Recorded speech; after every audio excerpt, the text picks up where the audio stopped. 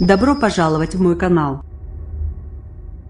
Christian Menanto, journaliste RTL, partageait l'article publié le 20 122 017 à 07-12 mis à jour le 20 122 017 à 08-10. La réforme de la fiscalité américaine a franchi mercredi 20 décembre l'étape décisive du Sénat. Cela ouvre donc la voie à une victoire politique majeure pour Donald Trump, bien qu'un ultime vote technique soit encore nécessaire dans l'autre chambre du Congrès.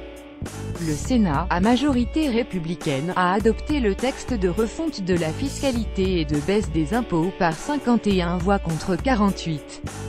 Tous les républicains présents ont voté oui, tandis que l'opposition démocrate s'est unanimement opposée. Cela serait pourtant une victoire à la Pyrrhus pour le président américain, tant la réalité est éloignée de ses promesses de campagne.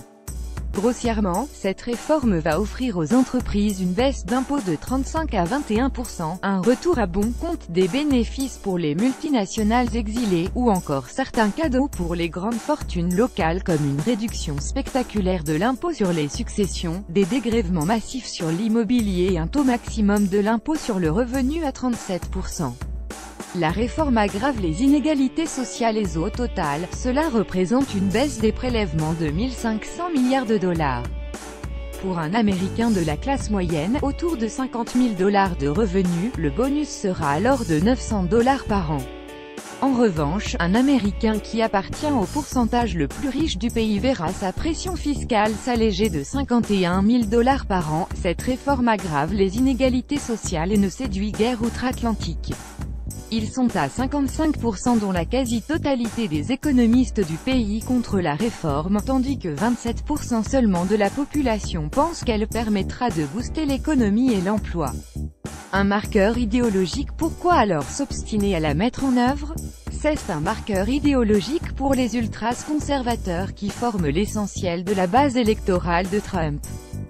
C'est par ailleurs le seul succès politique potentiel que le 45e président peut arracher au terme d'un an d'exercice.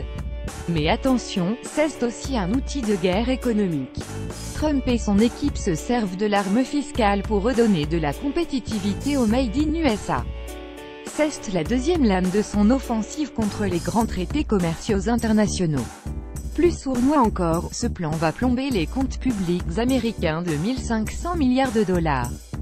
Une façon insolente de dire que si le Make America First a un coût budgétaire démentiel, celui de Chine n'est pas le problème de Washington, puisqu'Oil va être à la charge du reste du monde. La rédaction vous recommande lire la